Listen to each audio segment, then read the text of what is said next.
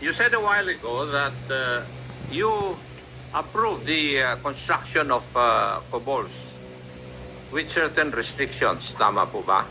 Yes, Mr. Chair, Your Honor. May I know if Mr. PDL Ampatuan has a Cobol there?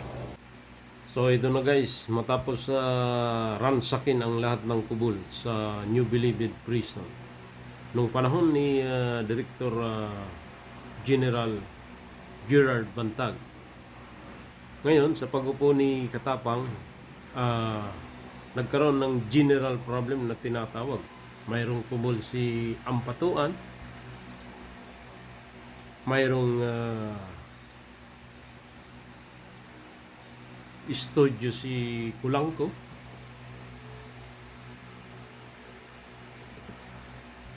at tuloy-tuloy yung mga kasiyahan during the time. May billiard, may videoke, may mahjong, may speaker. So ano ba ang pagkakaiba nung panahon? Kaya't anong sabi ni Bantag ngayon? Ngayon, nakikita nyo anong ginagawa sa Bucor? E di ginagago na niya ang Bucor. Sa pamamagitan ng paglagay ng mga taong suspendedo noon ng mga ombudsman, etc. At itong isang inspector retired na Bautista. May report din na umabot sa aking opisina na during the previous administration, marami pong inilipat na mga PDL sa iba't ibang lugar kung saan merong branch ang ating Bureau of Corrections. Tama po ba, General Katapang? Yes, Mr. Chair, Your Honor. Pero ngayon, would it also be true that while you're transferring inmates in the Bilibid prison, you're also transferring inmates coming from the other branches of the Bilibid prison? Yes, Mr. Chair, Your Honor. Would you know na yung pag-transfer ng National Bilibid Prison dati ay nagkakaroon ng pera yan? As a matter of fact, according to this report, 1 million kada isa ang bayad nila para sa special trip nila galing San Ramon, Zamboanga. Mr. Chair, Your Honor, unfortunately, I don't have any knowledge about that. Kindly look into this. Yes, Mr. Chair, Your Honor, I will look into that matter. You said a while ago that you approved the construction of Cobols with certain restrictions. Tama po ba? Yes, Mr. Chair, Your Honor. Sinunod po ba yung inyong restrictions? I know that they followed my instruction, Your Honor. Yes, Your Honor. Who were the officers that you instructed to implement your orders? Of course, the new Bilibid prison superintendent and down the line, Your Honor. Sino po sila? At that time, it was Angie Bautista, Mr. Chair, Your Honor. Thank you.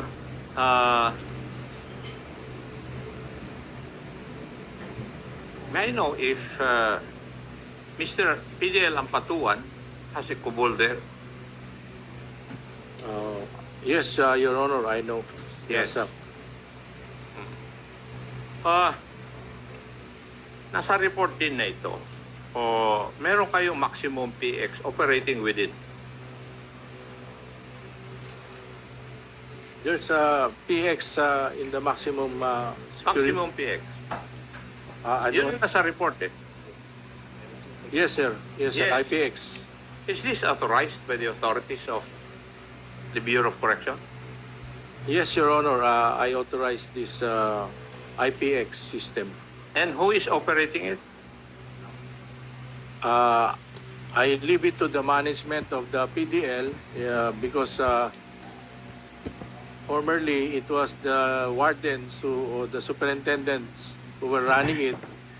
But when I took over, I saw the corruption that is happening now at that time. That's why I talked to the PDL told them that you can run your IPX, but under the close supervision of the management, and make sure that there's no overpricing and there's no contraband, and you follow all the regulation, and that it has to be checked thoroughly by our guards. And then I introduce also the K9 so that the dogs will be there to really assume that there are no contrabands and drugs being put inside the maximum compound, Mr. Chair. Punasan mo yung pinagkainan mo. Thank you. Ng- Are you aware of the bayad tapon bayad iwan? Ada ito mo kay mama. Unfortunately, Mr. Chair, I'm not aware, Your Honor. This is a culture. Ang ibig lang pong sabihin Ada ko nung pitaka. ay kapag Tama, ayaw bigyan ng isang picture mo. PDL na may tapon sa kolonya o kaya sa building Ibutang mo dito. 14, Galing mo magbabayad siya sa superintendent through overseer office ng minimum of 5,000 pesos depende sa status ng PDL. Pero mas mahal ang bayad na isang Chinese drug lord kung may ipatapon siya na Filipino PDL na nang-istapa sa kanya sa droga. It's a minimum of 2,000 pesos, 200,000 pesos. Pataas. I'm not aware, Mr. Chair, Your Honor. Pakitignan mo kung nangyayari pa rin ito. Baka. Yes, Your Honor, I will comply, Your Honor.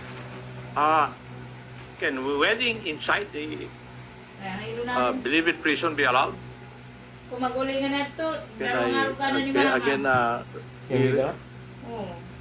The conduct of a wedding inside the National Believe It prison, is it allowed? Hindi ate, yes, Your Honor, Nagipaya. as part of their reformation for purposes of reformation, Mr. Chair, Your Honor. Could you please present to me part of your manual or any rule, regulation that would allow this? Dr. Abel. Chapter 8.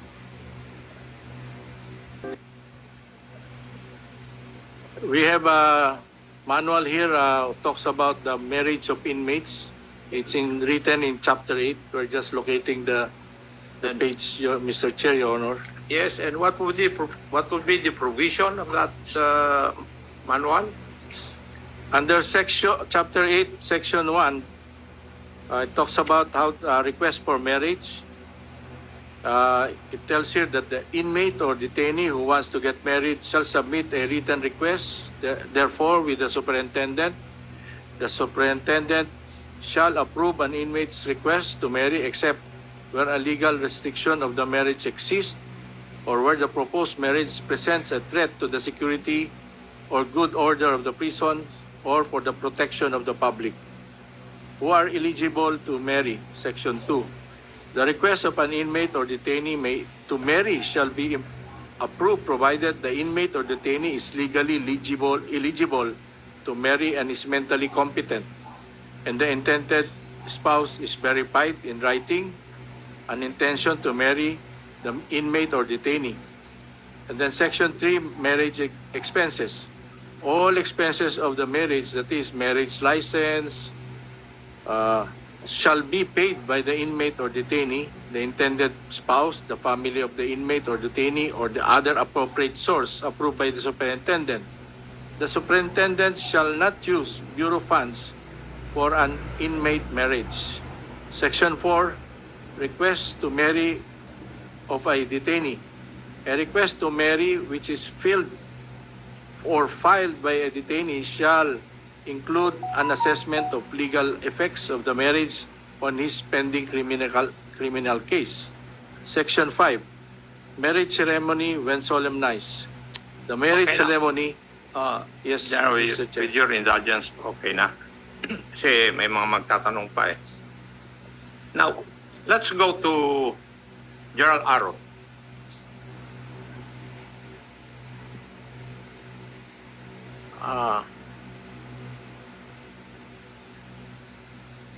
You were assigned as superintendent in the Leyte Regional Prison.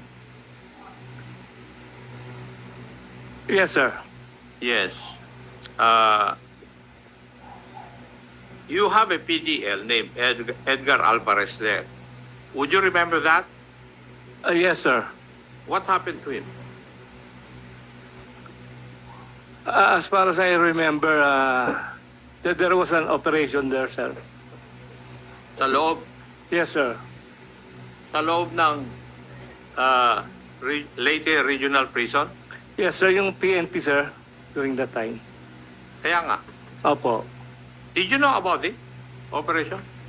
Did you allow it? No, sir. Oh, bakit nakapag-operate? Sir, during that time, nung actual, sir, yung operation nila eh. Actual. Opo, yung, What do you mean actual? yung the day itself and the time itself, sir, doon lang nag-coordinate po sa akin. Oo. Doon lang sila, kumbaga, ano to? Coordination on the day itself. Yes, sir. And pumayag ka. Meron, sir, court order.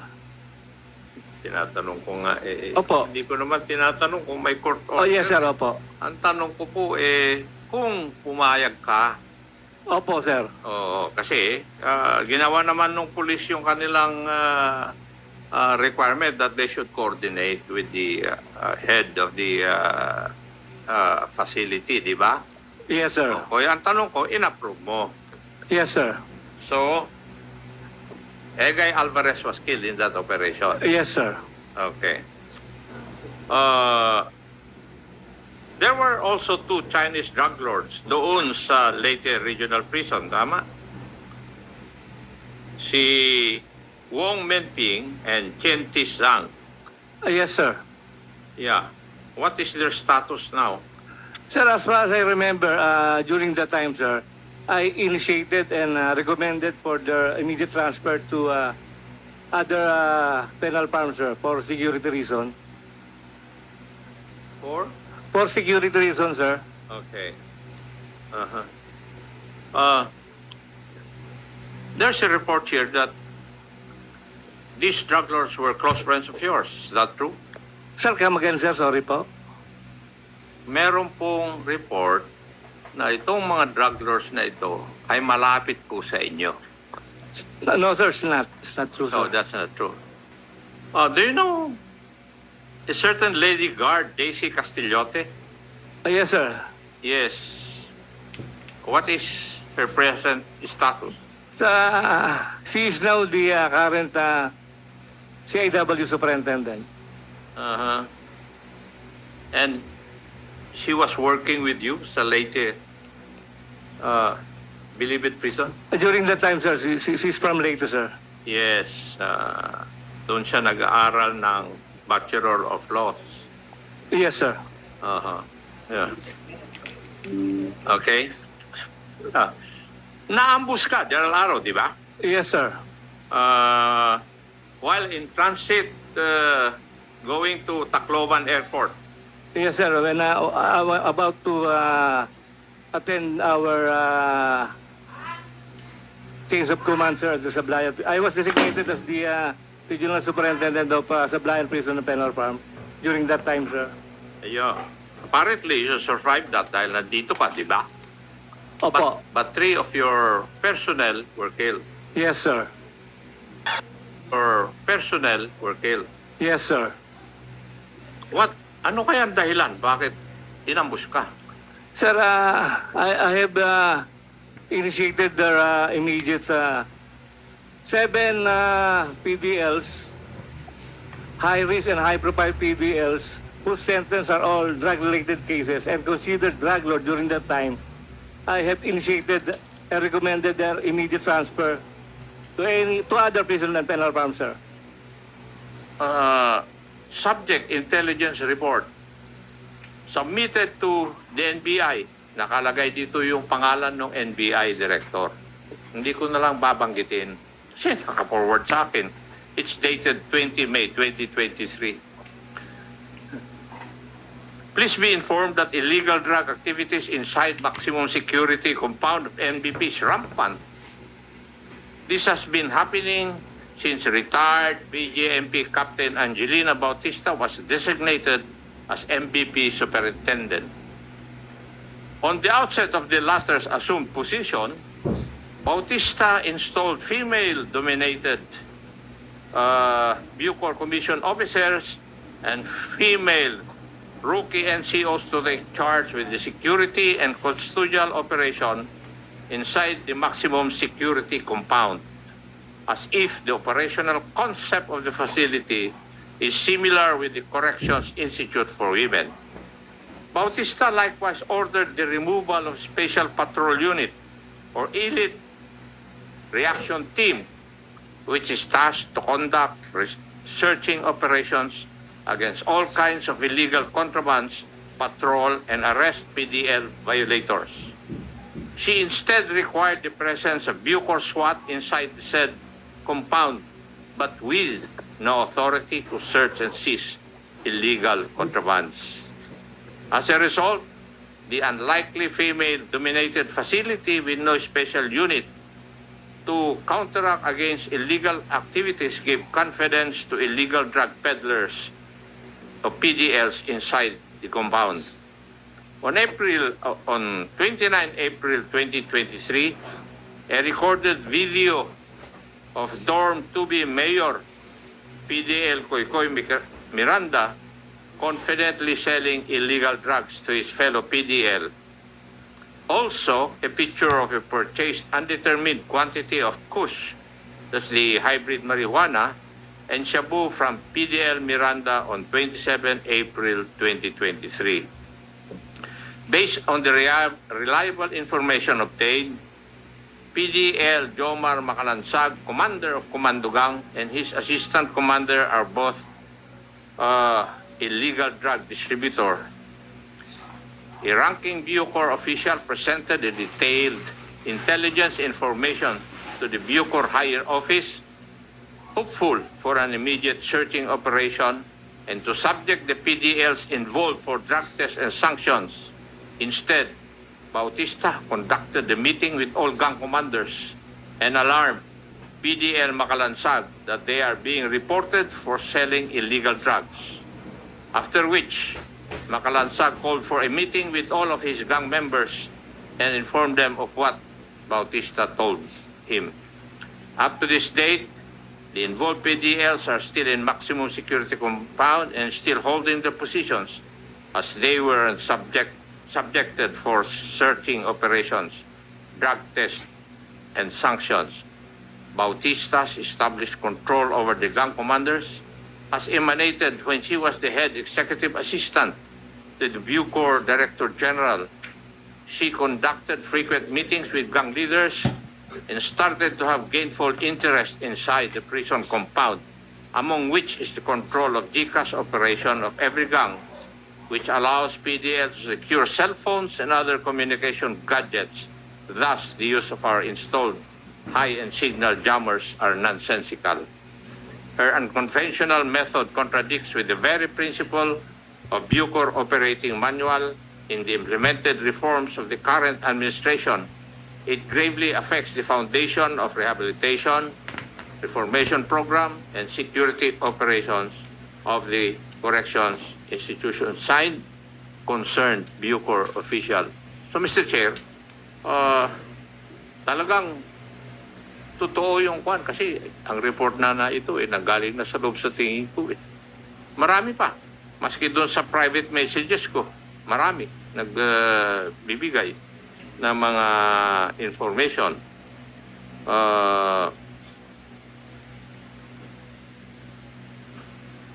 Ano po yung sinasabi ni Katapang ni hindi nga siya nag-comment nung inilabas yan nung hearing sa Senate. Also, sinabi na kanina sa query ni Kong Abante na not necessarily si Miranda yung nag-repack. But yung nagre-repack, totoong nangyari. Ibig sabihin, current siya, nanonood. Yung mga nagte-text dito. Okay, sandali. So in other words, si Koy, hindi siya yung nagre-repack. Kumbaga, nanonood siya. So, tao niya yung nagre-repack. Is that true? Totoo yun? Yan ang kwan nun. Hindi po, sir. Dito, syempre. Ano na, expected na naman yan. Okay, so hindi siya Congressman Acop. Mr. Chair, gusto ko lang, meron lang akong query. We have to ask Pwede lang. Congressman Acop if is going to give way to your interjection. Yes, Are you willing to be interjected? To be interjected? I'll give way to the Honorable Sige, Abante. Honorable Congressman Abante, you have the floor.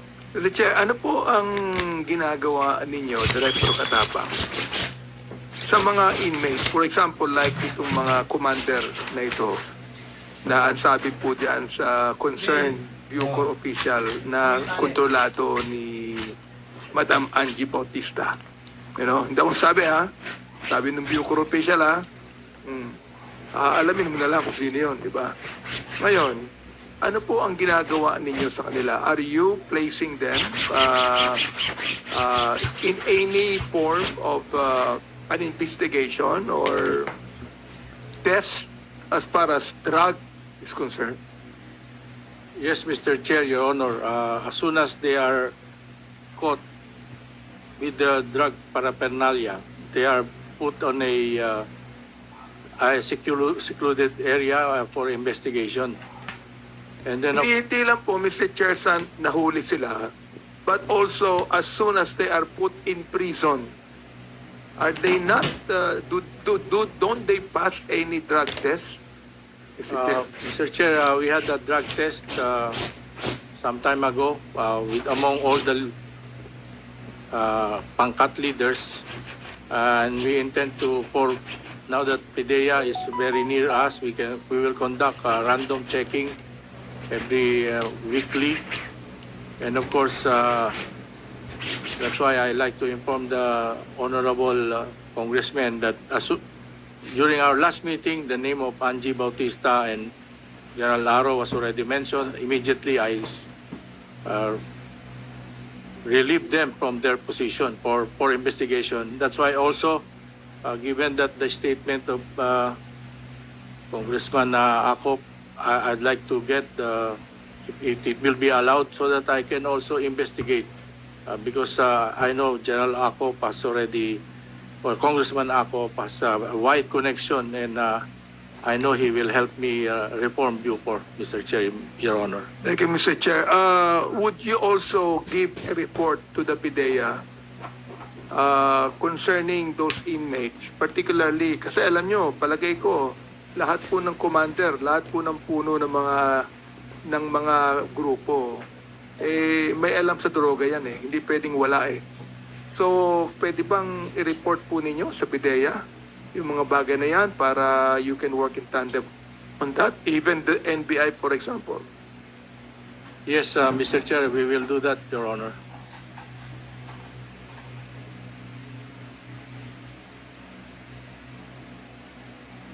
Thank you, Mr. Chair. Maraming salamat po. Kung wala na po, ay magla-last question po ako. Can you kindly give this to Superintendent Angie, talagang ang daming nagte-text sa iyo. I'm sorry, but I have to say this, pero can you kindly give to, galing sa Globe sa pakibigay kay Angie, para at least, I don't want to say something that is, baka mamaya, fake news yan. From Globe. Number mo ba yan? Mr. Chair, hindi. Hindi mo number yan. So, register sa Globe daw yan. But we have to confirm. Angie, baka makulong ka, baka mamaya, kapag yan na-confirm namin sa Globe na sa iyo, nakaregister na lahat ng SIM card. Siguraduhin mo. Hindi po, sir. Hindi mo number yan. Hindi ko. No, sige. Okay, I will not... Mr. Chair, can I Sige. talk po? Yeah, go ahead. Sige. Kasi unfair naman po sigurong yung mga binabasa po. Para lang po malaman po nila kung ano po trabaho ko. When it comes to the araw-araw po, kausap ko po yung mga commander or weekly, sila po, after ko po kasi silang kausapin, nagsusurrender po sila ng contrabands. Ako rin po ang nagre-report sa PIDEA at saka sa NICA at saka kay SOJ. Ako rin po, sa akin din po, nagsusurrender ng droga. Just recently, nagsurrender po sila ng 30 grams of shabu. Okay, so 30 grams ng shabu na sinurrender, saan yung dinala yun? Because in accordance with the report of the PIDEA, for the last several months, they have submitted to us, akin yung report, parang may 10 grams. So, saan yung sinurrender yung Sinurrender, shabu? ano po yan sir eh, ano ba tawag to? Monthly or weekly? Saan mo nga sinurrender? Sa PIDEA po, sinusurrender po PIDEA. ng IIS po O, sa natin. 30 grams of shabu.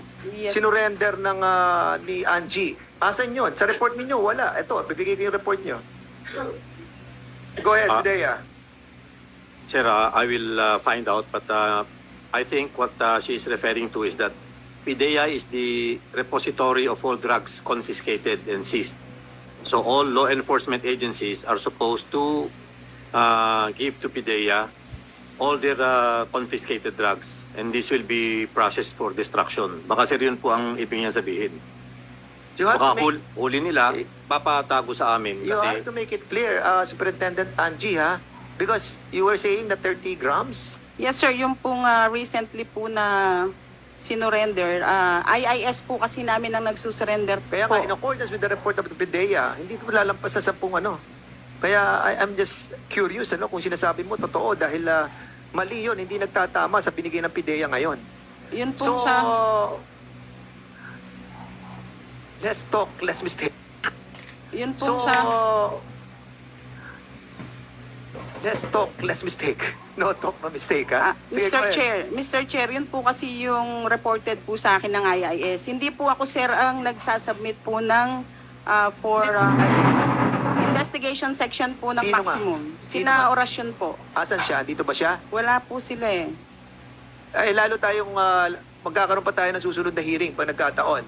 Because you are saying that merong 30 gramong nakuha at according sa PIDEA is less than 10 grams ba, ay magkakagulo tayo dito. Ibig sabihin, meron kayo tinatago na 20. Ha? Noong po Angie? kasing report po ng alpha natin, sir, 30 grams po. 30 Nung grams? Opo. Hindi po kasi, sir, ako ang pumapasok po para kunin po yun kasi bawal po yun. Dapat po investigation. We appreciate your your conducting this kind of effort, no? That sa iyo sinasubmit. Ako po lahat po Kaya nga, nagsusurrender, sir. kung- Ako rin po nagtatransfer ng mga drug lord po, Kaya sir. nga, so kung ikaw ang nag-transmit ng 30 grams na yan, papunta sa kanila, which in accordance with your structure, dapat, I think hindi ikaw, dapat yung custodian ng mga contrabands, which is under ng SPU, ng Security Patrol Unit, because their mandate is to search and seize all contrabands. Mr. SPU Chair. yan, hindi mo trabaho yan. Mr. Chair, Yes. sa akin po nire-report na magsusurrender po sila. Kaya po SPU. pinapasok ko po yung IIS. Okay, SPU. Tapos na sana tayo, pinasok mo pa yan. Okay, sino ang SPU that time? SPU, na meron ka na kolektang 30 grams sa shabu. Sino ang SPU during that time? Mr. Chair, IIS po ang kumuha. Ano ang IIS? Ano yan? Action po ng maximum. O sino yun? Being the head of the superintendent, ikaw ang superintendent during that time. Sino siya? Ano po, sir? So wala siya rito. Wala po siya rito, sir. Pero nga nag-surrender sa iyo IIS, hindi niya, anong tawag sa IIS? Investigation? Pero ang seizure and search is being managed by SPU. Mr. Chair, Sino nag-search? Sino nag-seize? Siya may hawak. Dapat isusurrender sa iyo, kamo? Isusurrender sa iyo? O isusurrender sa IIS? Mr. Chair, may I talk po? Sige, go ahead. Tumawag po yung alpha natin na may isusurrender po siyang 30 grams of shabu. Tumawag sa iyo. Kaya po, yung pong IIS, pinapunta ko po dun sa area. Have you not coordinated with the SPU since sila yung may under their wing yung mga kontraband na kinukuha sa loob? That's a mandate kasi Superintendent Angie eh. Sir, when it comes to- Sandali, Angie. Ang problem sa iyo because of your so many designations, hindi mo na alam kung ano yung function mo. Kasi structure tayo, organization tayo eh. Kapag nagkikling ka na sa ibang position, you have problem. You will be creating problems. And that's what's happening sa iyo. Hindi ko sinasabi na wag mong gawin 'yon, but you have to put it in the right channel. You have to call the SPU dahil sila nag-handle ng search and seizure. And then yung IIS na sinasayo, Investigation Intelligence Service. So sila lang nag-i-intel, sila nag-i-investigate, but they are not handling the seized contraband because that is being handled by the SPU. Sir, sa maximum po, inabutan ko na, sir. Sila po Huwag yung mong gawin ang hindi mo trabaho. Mr. Chair, hindi ko po ginawa yung mag-seizure or mag-search. Reported lang po sa akin, Mr. Chair. Kaya nga, pero sinabi mo, sinurrender mo sa PIDEA eh. Hindi po, sir. Sinurrender po ng IIS po sa PIDEA.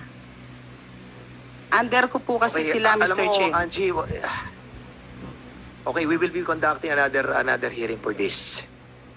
Gusto mo? Tinapos ko na nga yung ating at the end of the day, okay, tapusin na natin to. Wala tayong patutunguhan. Because we have elevated our objective, no? In order to have a consolidated effort of the different agencies to have one effort of arresting these criminal elements inside the Bucor. Yun yung ating function. At the same time, we will be having some amendment on the existing law, the 10575 on the Bucor. Yun po yung pinaka-objective ng mga legislator and we will do that.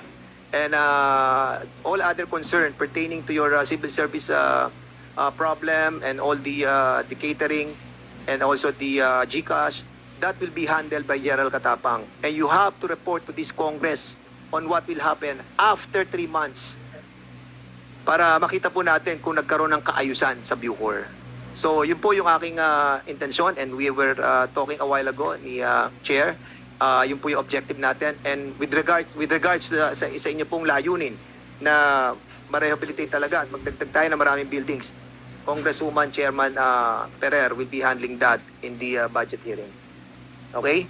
So, kung wala na po tayong mga katanungan, we will be adjourning this committee at we will be terminating this committee hearing. On behalf of the Mr. committee... Chair, are we going to continue this hearing or hindi na?